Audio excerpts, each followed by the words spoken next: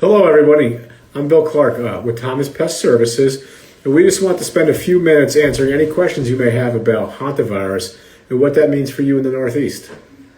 If you have any questions, drop them in the comments, and we'll do our best to answer them. So, just to give a little backstory, hantavirus is a rare but serious virus that's mostly linked to rodents. In the U.S., it's mostly contributed to anything that's commonly spread through mouse droppings, urine, saliva, or disrupting any type of nesting material. People are typically exposed when contaminated particles become airborne during cleaning of the droppings or old nesting sites. It's not really something you need to be that concerned about. The cases in the Northeast are very, very rare, but it's certainly something you should be aware of. One of the best ways to prevent hantavirus in the home is really a proactive approach to rodent control. Stopping rodents when early signs become available, and then preventing the reentry of those is one of the best places to really prevent any chance of hantavirus into the house. A lot of the cases we see are more commonly associated with rural areas, cabins, sheds, garages, barns, and any type of seasonal property. Risks certainly increase when rodent infestations go untreated. In the Northeast, it's not really something the average homeowner should be panicked about, but it is a reminder to take rodent activity seriously and cleaning of rodent dropping seriously. A lot of people ask me if I should be concerned or we should be concerned about hantavirus, and the answer to that is yes. Should you be panicked? Probably not. I just want to kind of touch on a few of the common mistakes that we see that could increase the chances of hantavirus exposure. One of them really comes down to sweeping or vacuuming of rodent droppings. With sweeping or vacuuming, a lot of times if you're not using the proper materials or a HEPA filtered vacuum, this is when a lot of those particles could become airborne and your chance of exposure would be there. Another sign that we see that gets commonly mistaken or overlooked is just ignoring the small signs. One mouse in the house can quickly become more, and if untreated, could turn into a real infestation. Some of those practices that you could really do to help alleviate this would be cleaning up food sources that are accessible to the rodents. So that could be pet food, bird seed, or anything open in the pantry. And then not really taking a proactive approach around the exterior of the house to prevent entry into the structure. Keep in mind, when trying to seal a house for a mouse, mice can really fit through the opening, about the size of a dime. So rule of thumb is if you can get your pinky into it, there's a good chance a mouse could use that. So when you're walking around the house looking for places to seal up and trying to prevent some of the rodent entry into the home, your finger's a great tool, great inspection tool to help you determine whether or not it's a hole that should be sealed. On the inside of the home, sealing cracks and gaps are also a really, really great way to prevent, infestations of rodents into the living space of the home. You could also work on sealing any food containers and making sure food is properly stored. Reducing clutter. Clutter is a big one. Clutter is one of those things that provide a great habitat for rodents. So you really have to look at this as the three triangles that all pests, and especially rodents, need. So it's food, water, shelter. And a lot of times habitat modification can come down through sealing the house and preventing the entry, and then really reducing places for them to live through clutter reduction, and then also working hard to reduce food sources for them. So going back to sealing up, your food sources, the pet foods, the bird seeds, and any other open containers. Outside the home, some quick tips and tricks that are really trim the vegetation around the foundation.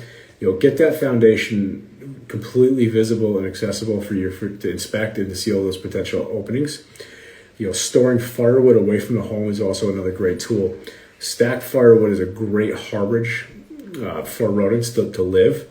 And then also really finding ways to secure those trash containers so we can eliminate those food sources. So you got to work to eliminate their entry into the home, work to eliminate any obstacles that would prevent you from inspecting portions of the structure that would allow entry, eliminating any potential harborage near or around the house, and then securing any food sources that could be there. We get a lot of questions about how do we effectively clean rodent droppings to keep things safe? You want to make sure you're in a well-ventilated area. We, as professional pest management personnel, we always make sure that we are wearing respirators to prevent the inhalation of those particles if they become airborne. You want to make sure you're also wearing gloves. A trick that a lot of people don't know is if you actually wet the rodent droppings first with a disinfectant before cleaning them, it becomes a lot more challenging for those small particles to become airborne, and you're also sanitizing those droppings at the same time. So you really want to also avoid sweeping the droppings. So you're going to want to use a vacuum, and you want to try to make sure that that vacuum has a HEPA filter on it. The HEPA filter will really contain a lot of those particles from becoming airborne. And paper towels are another great trick. So a wet paper towel on top of a moistened set of droppings is a great way to easily wipe up rodent droppings and then dispose of them safely. And probably one of my best pro tips on rodents is protecting, and rodent protection is really stopping rodent activity before it becomes a bigger issue. We're here to help you with that. If you're one of our customers, we thank you for that. And if there's anything that pops up between your scheduled visits, we would really just hope that you give us a call so that we can get back out there and make sure that we keep this under control and managed for you so that this is not something you need to worry about.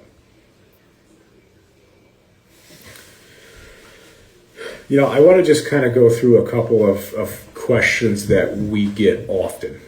And I think the biggest one I get is, can we get hantavirus from seeing one mouse? The answer to that is usually no. While there's always the possibility, it's highly, highly unlikely. Another one of the big questions we get is, should I panic if I find droppings?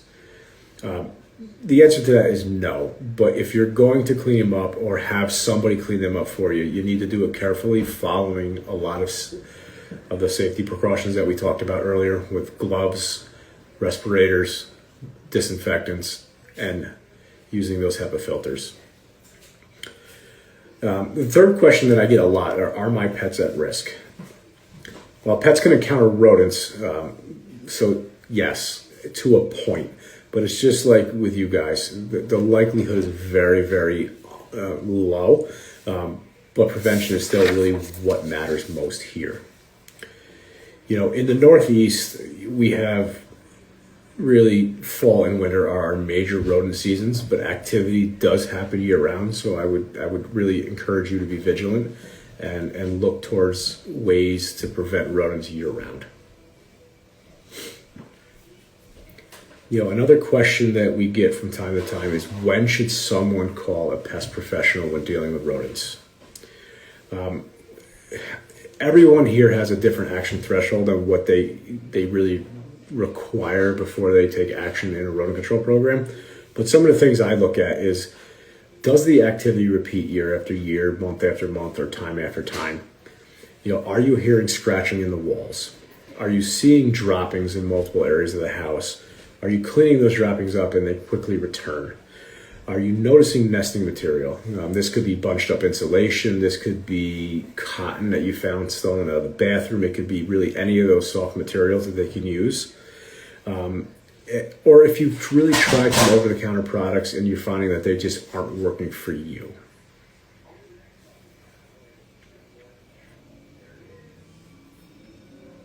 So I guess my messaging really is, if you notice rodent activity, don't ignore the signs.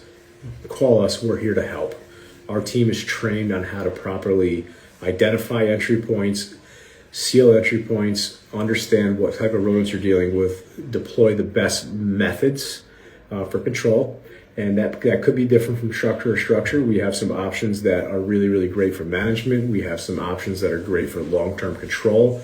And we also have some options where we can speed up the control of those rodents at the same time. So really looking at the situation holistically is a great approach. And feel free, really, DM us with any of your pest questions or visit our website to schedule an inspection.